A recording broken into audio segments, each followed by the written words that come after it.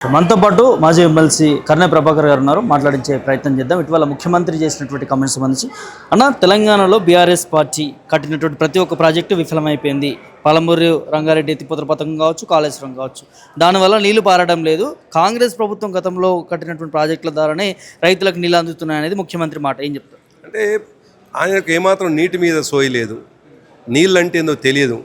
ఆయన సోయంతా భూముల మీద, ఆయన సోయంతా అక్రమ సంపాదన మీద, ఆయన సోయంతా అక్రమంగా సంపాదించినటువంటి సంపాదనని ఢిల్లీకి పంపడం పైన, ఆయన సోయంతా సంపాదించినటువంటి సంపాదనని మిగతా రాష్ట్రాల్లో పంచడం పైన ఆయన సోయి ఉండాల్సింది.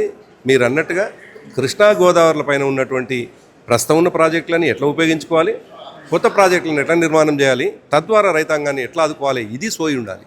ఇది ఆయనకు గుర్తుండాలి. ముఖ్యమంత్రిగా చేయాల్సిన పని అది. కానీ దుర్మార్గం ఏంటంటే గోదావరి పైన ఉన్నటువంటి ఇప్పటికే ఉన్న ప్రాజెక్టులని వాడకంలోకి తీసుకురాకుండా కృష్ణలో ఉన్నటువంటి మేము కంప్లీట్ చేసినటువంటి దాదాపుగా అన్ని కంప్లీట్ అయిపోయినాయి, అన్ని రిజర్వాయర్లు కూడా కంప్లీట్ అయిపోయినాయి.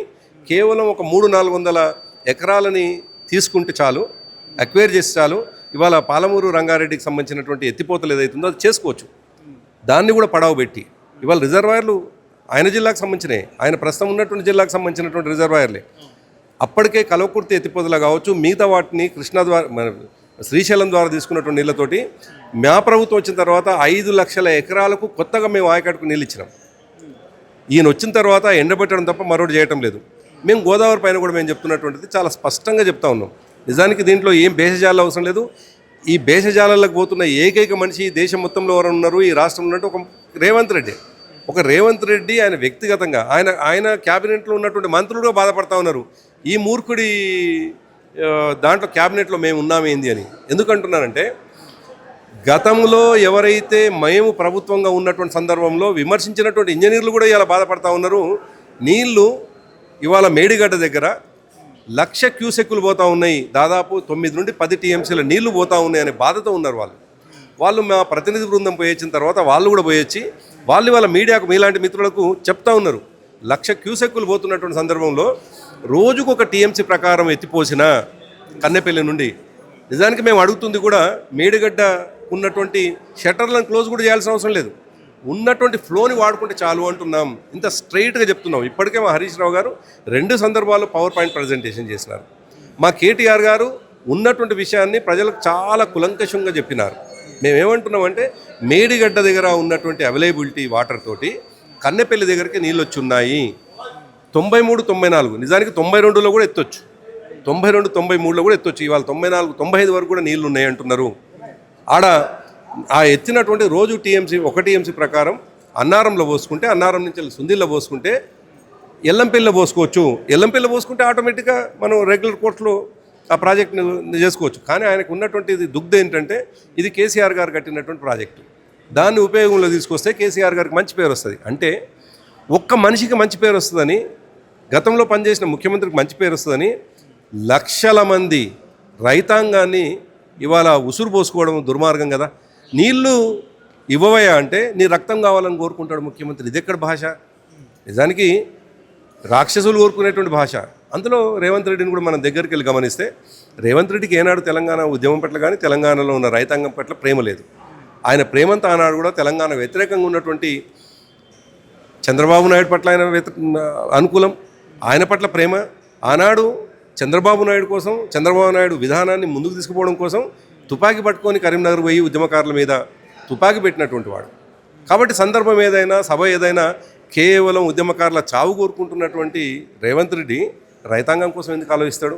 అట్లా ఆలోచిస్తే నిజానికి ఇవాళ ఇటువంటి పరిస్థితి కాదు. అందుకే మేము ముఖ్యమంత్రిగా ఉన్నటువంటి నువ్వు వ్యవహరించాల్సిన తీరు ఇది కాదు అని చాలా స్పష్టంగా చెప్పదలుచుకున్నాను. రేవంత్ రెడ్డి మాట్లాడుతూ కేసీఆర్ వైఫల్యం వల్లనే, నిర్లక్ష్యం వల్లనే మేడిగడ్డ కూలింది అన్న దాని మీద అధికారులు ఎంత చెప్పినా కూడా కేసీఆర్ వినలేదు, బీఆర్ఎస్ ప్రభుత్వం వినలేదు. గతంలో ఈ నిర్లక్ష్యంకే బీఆర్ఎస్ పార్టీ చేసిందని అంటే మేము పదే ఇదే మాట చెప్తున్నాం. నువ్వు మేడిగడ్డని దాన్ని బద్నాం చేయాలని ప్రయత్నం చేస్తూ ఉన్నావు. మేడిగడ్డలో కుంగినటువంటి పిల్లర్ల వల్ల నీళ్లు రావట్లేదు అని చెప్పడానికి ప్రయత్నం చేస్తున్నాం. అందుకే మేడిగడ్డ జోలికి మేము పోవట్లేదు. మేడిగడ్డ నీకు ఎన్డీఎస్సీ ఏం చెప్పింది, మరొకటి ఏం చెప్పింది, టెక్నికల్గా ఏముంది తర్వాత. కానీ నీళ్లు ఇవాళ కన్నెపల్లిలో నీళ్లు ఉన్నాయి. మేడిగడ్డకు సంబంధం లేకుండానే కన్నెపల్లిలో నీళ్లు ఉన్నాయి. కన్నెపల్లిలో మోటార్లని జస్ట్ 1 నిమిషం స్విచ్ ఆన్ చేస్తే చాలు నీళ్లు వస్తాయి. అది మేము అడుగుతున్నది. మేడిగడ్డను నువ్వు కుట్రపూరితంగా బద్నాం చేస్తూ ఉన్నావు. అది కేసీఆర్ గారు కట్టినటువంటి నిర్మాణం కాబట్టి నువ్వు బద్నాం చేస్తూ ఉన్నావు. అయినా మేము భరిస్తాం. కానీ కన్నెపల్లిలో నీళ్ళు అందుబాటులో ఉండగా ఎందుకు ఎత్తిపోసలేవు అంటున్నాం మేము. నువ్వు కళ్ళ ముందు ఉన్నటువంటి నీళ్ళని వాడుకోకుండా రక్తం కావాలని కోరుకుంటే ఎట్లయితుంది? నిజానికి ఆనాడు కేసీఆర్ గారు చాలా గొప్పగా ముందు చూపుతోటి ఆయన కోరుకున్నటువంటిది అసలు నీళ్లు ఉన్నటువంటి సందర్భంలో ఒకవేళ ఎల్లంపల్లి నిండి ఉంటే మిడ్మానేర్ నుంచి వెళ్ళి ఎత్తుకోవచ్చు అని చెప్పేసి ఆనాడు నెంబర్ 1 తీసుకున్నారు. నెంబర్ 2 ఒకవేళ నీళ్లు కొద్ది తక్కువ అందుబాటులో ఉంటే ఎల్లంపల్లికి వెళ్ళి తీసుకొచ్చి అనుకున్నారు. అసలే నీళ్లు లేని పరిస్థితిలో మేడిగడ్డ నుంచి వెళ్ళే అవకాశం ఉందని మేడిగడ్డ నిర్మాణమైంది. ఇవాళ అసలే లేని పరిస్థితి. నిజానికి ప్రపంచవ్యాప్తంగా ఈ వాతావరణ పరిస్థితులు చాలా గమ్మత్తుగా ఉన్నాయి. దేశవ్యాప్తంగా కూడా వాతావరణ పరిస్థితులు చాలా గమ్మత్తుగా ఉన్నాయి. వర్షాభావ పరిస్థితులు ఉన్నాయి. అటువంటి పరిస్థితుల్లో ఎల్నినో వల్ల ఇక్కడ వర్షాలు లేవు అంటున్నారు.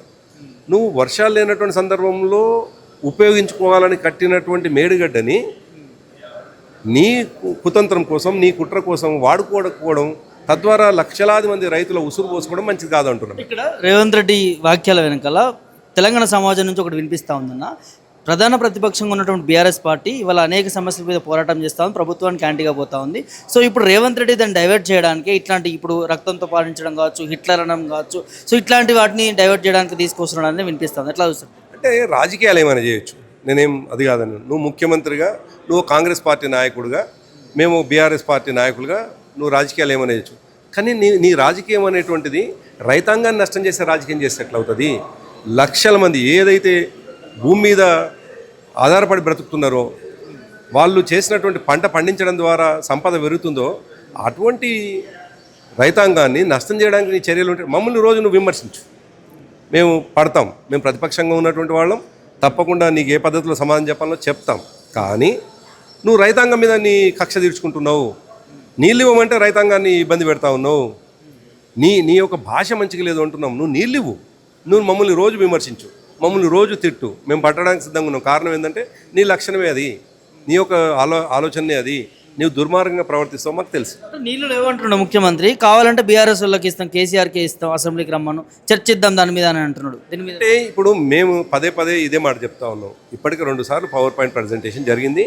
సరే, మా పవర్ పాయింట్ ప్రజెంటేషన్లో ఇంకేమైనా నీకు అనుమానాలు ఉండి నువ్వు దాన్ని రాజకీయ విమర్శగా చూసినా, ఇవాళ రిటైర్డ్ ఇంజనీర్ చెప్తా ఉన్నారు కదా నీళ్లు ఉన్నాయి అందుబాటులో, తొత్తులుగా పనిచేసి కాదు. గతంలో పనిచేసినటువంటి ఇంజనీర్లు ఎవరైతే ఉన్నారో చాలామంది మాకు వ్యతిరేకంగా పనిచేసినటువంటి వాళ్ళు, మా పార్టీకి వ్యతిరేకంగా పనిచేసినటువంటి రిటైర్డ్ ఇంజనీర్లు కూడా బాధపడతా ఉన్నారు. ఇవాళ ముఖ్యమంత్రి వైఖరి మంచిది కాదు ఇది. ఈ పద్ధతి చేస్తే రైతాంగం నష్టపోద్ది అంటున్నారు. సరే, ఆనాడు ప్రభుత్వంలో భాగమై పనిచేసినటువంటి ఇంజనీర్లను విమర్శించవచ్చు. వాళ్ళు అనేక త్యాగాలు చేసి పాపం పనిచేసినారు, వాళ్ళు సర్వీస్ చేసినారు, వాళ్ళను బ్రాండ్ అయ్యవచ్చు. ఆనాడు మరి వాళ్ళని ఎందుకో కాంగ్రెస్ పార్టీ పక్షాన పనిచేస్తుంటారని మేము ఎందుకు అనలేదు, మమ్మల్ని విమర్శించిన వాళ్ళని. కానీ ఇవాళ ఇంజనీర్లు మాట్లాడితే ఇంజనీర్లను తిడతావు, రైతులను మాట్లాడితే రైతులను తొక్కుతా అంటావు, ప్రతిపక్షంగా మమ్మల్ని మాట్లాడితే మా పేగులు మెడకేసుకుంటా అంటావు. అసలు ఎవరిని వదులుతున్నావు?